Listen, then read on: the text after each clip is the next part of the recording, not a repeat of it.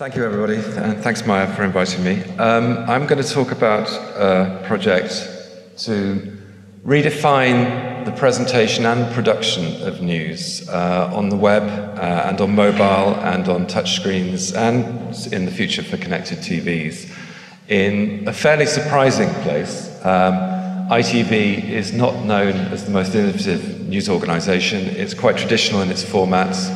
But the project has already started to have an impact on broadcast production as well as on the web. We were actually given a very, very broad brief at ITV when we first talked to them about this project in February last year. That's what we produced. It's a service that leads on the live stream of news and tries to get rid of as much as the baggage of print as it possibly can and start to think about what would news be like if we'd never had newspapers and never had TV but had laptops and digital cameras and mobiles. What would a genuinely digitally native news service look like? ITV was and still is in the process of transformation in news and moving away from its 1980s, 1990s look and feel and format. They needed to say, in terms of the reaction to that, we launched the service on Budget Day on March the 19th. And it's actually something that's quite simple. As a piece of design, there's nothing special about it. And that was the reaction that we got a lot on the first couple of days from Twitter. It's just a blog, isn't it? It is actually quite a lot more than that. And there were some more interesting reactions that came out in the course of the first week or two. It reinvents the story. It's starting to, if you like, open source the reporter's notebook. It's looking at news as a process rather than as a finished output. It's a totally refreshing approach, a thoroughly refreshing approach to news design. It doesn't use pages in the way that most newspaper websites do. And the thing that I like the best of all is comment from Paul Bradshaw, who's a noted blogger and educator in digital journalism. It doesn't just fiddle around the edges. Like so many news websites, this reinvents the whole thing. Well, whether it does that or not, I'll leave you to judge, but that's certainly what we were setting out to achieve. I want to talk a lot about the way we did it and the way we made it. Made by Many is not really a web agency. We're more of a service design and product development company. We help clients who need to shift quite a long way. And we work a lot for news and media organizations, helping them develop multi-channel services and start to integrate what they do. We also work for brands, helping them to become like media organizations and opening up direct channels to customers. We make collaborative platforms, and we've munged together a whole bunch of different processes, including agile development. We've started to fit agile design into development and have developers working with designers. We design as little as we can before we've actually had to make it. We try and make and think and design all at the same time as much as possible. And I'll show you, gives you some examples of that and the way that we have prototyped our way through ITV News over the course of the last 10 months or so. We were lucky with ITV News because we had pretty much a blank slate. We had a website which allowed you to do not much more than watch the news, and that only about 250,000 unique visitors a month went to, not very many at all. And also a team at ITV and the management team who wanted to do something very radical. We didn't have any of the legacy of The Guardian or The Times or The Telegraph of being able to produce lots and lots of copy and being able to tread on lots of people's toes who were very heavily invested in an existing website or product. What we did have, that they didn't have, was an award-winning broadcast news service, so a really good marketing channel to go from TV to the web. We also wanted to allow the web to support TV and follow the news through the day across lots of different devices. What we didn't have, though, and the big weakness, was our ability to do this sort of thing. That's a count of the number of articles on the home pages of, first of all, The Guardian at 90 or so, the BBC at 90, The Guardian at 100 plus, The Telegraph at 100, and the dear old Daily Mail with its wall of shame of 200 salacious stories all the way down the front page. And likewise, Sky News, they have much bigger news organizations who are producing not just video, but also copy. But video was something we wanted to focus on very much because that's what ITV News produces a lot of. And thinking about how to make video work. They're also stuck in a very old way of doing things, and they're stuck with old technologies too. We showed this screen when we pitched to ITV back in February. It was stills from the homepages of those 4 websites. From the day before, they all led on the same story, the Christchurch earthquake. It was a developing story, but they'd all stayed more or less the same for the previous 12 hours. If you go to any of these websites at midnight and then go back at 8 a.m. the next morning, they'll be exactly the same, pretty much, with just a few minor changes. They're stuck very much in that model, the article. The idea that you have an edition, that you make a story once, you might make some amendments here and there, and you might have comments on it, but that's the story. We wanted to think of the story in a different way. The inspiration was partly live blogging at places like The Guardian, but also what was happening right then in Egypt. And the only way to get decent news out of Egypt and find out what was really going on was actually to go to YouTube or Al Jazeera.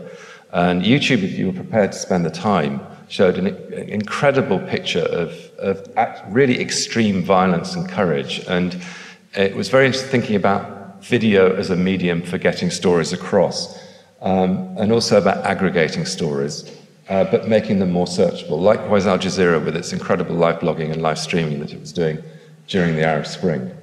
We've got some information from The Guardian that in the course of the phone hacking investigations in Parliament, they were getting 5 million unique viewers an hour onto their live blog. So we wanted to start to think about how, if you started to think about a live blog and built the whole service around that and overcame its deficiencies, such as what's happening right now, and rather than having to read all the way through it, and thinking about filtering it, then what might happen? And there was really an opportunity here to do something totally different that fitted with what ITV was actually capable of, with, albeit 800 journalists across the country in 9 regions, very active internationally, in the London ITN studio, but who were totally dedicated to making very polished, finished video 3 times a day for 12 o'clock, evening news and news at 10. And clearly, they had a big resource, but the wrong culture for producing raw news on a 24-hour basis. That's what we set out to make. And that was the use case we set to serve, which was the way people use the news is they want to find out what's going on and be able to pass it on and talk about it and become more valuable to their friends, the people they know, their social circle as a result. We focused very clearly on that, and we ignored the use case. As a user, I want to find the latest news about a topic that's a very particular interest of my own, which is the mirror image of the editor's use case. As an editor, I've got lots and lots of stories that I want you to discover, but they're all getting in each other's way. And the result of that approach is that kind of navigation schema that you get at the Telegraph and lots of other different news sites. We wanted something simpler, something that was around the big stories today. And that also fed into what ITV did, which was following 20, 25 stories through the day very, very well, and ignoring probably 80% of what other news organizations are looking at. So that effectively became our first navigation schema, something totally different to what's at the Telegraph or the Wall Street Journal. That was an early sketch of the idea. I don't know if you can see that, but thinking about a stream of all the news that you can then filter by those stories and just see the updates of the stories that interest you and watch them changing over time, and every time you come back you see what's new. So that was the first diagram of how we thought it might unfold throughout the day and how it might relate to ITV news shows at daybreak, lunchtime, evening and 10. So a whole stream of news on the left, and then a particular big story, and then updates to other stories that might then spin off into articles, but then we would still have updates on those articles as we went through the day. There's an early sketch of what the presentation of it might look like at the front end, thinking about filters there and how the updates might go through, and then some top stories at the top to focus people on the things that editorially really mattered. And that's pretty much what we ended up with, but we went through lots of iterations on the way to get there. We also use tags. If you go and look at the site, we've used tags extensively and structured data to be able to create dynamically generated pages around topics. And lots of pictures and videos, and moving away from that idea in that Sienna Miller article of The Guardian of you have one picture to illustrate a story. What if instead you have up to 20 pictures to illustrate a story and use picture caption, and we were showing ITV examples from Picture Post of really interesting storytelling that wasn't about dumbing down, but was actually just a very graphic approach to the news. And there's an example from our prototyping later on I'll show you that was done by ITV journalists and that we had nothing to do with. That left us with some big questions. First of all, are people actually going to want to consume the news in this way? Is our assumption true? What's the best way to deliver it at the front end? Can ITV News really produce it, given their background and their culture? And if they can, what sort of production mechanism do we need to make it really, really fast and easy to do so that they can focus on the story rather than the process itself? So we made a prototype, and we realized we had to get into the newsroom, and we had 3 or 4 people from Made by Many for 2 or 3 days with a quick and dirty HTML prototype producing a news stream. This was actually the second. The first one we just did in Tumblr. This is the first one we made with a little HTML front end and back end. And we found out very quickly that it was a very, very stressful occupation. It was tough. There were lots of issues around what to leave out as well as what to put in. And our crummy little back end made life horrendous because we were even having to put HTML code in. But we did find that it worked and you could do it. So we made another prototype, and this one a little bit more sophisticated, and we started getting ITV journalists using it. We also had a test group of about 50 people initially, which grew to 500 at one point, of readers who we asked to look at it for 15 minutes a day or so and got their feedback from them. And we made quite a few changes as a result of that feedback throughout the process. One interesting piece was that they thought it looked too amateur. Well, yes, it does, and this one was just a Node.js prototype. But what we got from that very quickly was an understanding that, sorry, I've got 5 minutes left, I'm going to have to hurry up, was an understanding that people wanted it to be branded and to look authoritative, and they wouldn't believe it otherwise. So even though we wanted to keep it really, really simple all the way through, and that was our absolute design watchword, it had to look like it came from somewhere with a bit of clout. We also found out that people really liked the idea of updates and that it was very, very sticky, and they would actually spend up to an hour on it rather than 15 minutes. It got quite addictive. But that's very much the way we work in terms of designing as little as possible to get some feedback, finding out how people respond, and then adjusting accordingly. That was a third prototype where we're starting to get some drag-and-drop editorial tools, and we used this prototype on the right-hand side effectively as our wireframes for the production version, which we built in Ruby on Rails over the course of, as of November, in about 12 weeks in 6 two-week iterations. So we design as little as we can up front, and we document as little as we can, and build as much as we can to find out how it actually works.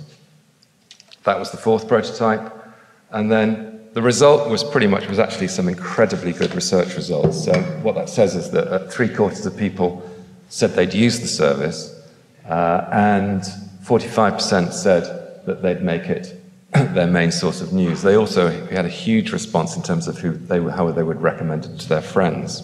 So that was good, thank God. The idea was a good one, or it seemed to be. We also found out some interesting things, though, about editorial.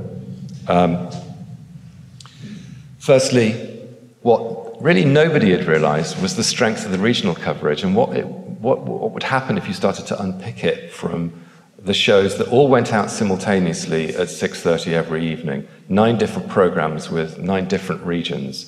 And we started to be able to see it, ITV started to be able to see the mass of editorial copy they were producing, because it was no longer linear, all at the same time. It was now being delivered over time. The national news have already started taking far more regional stories than they used to.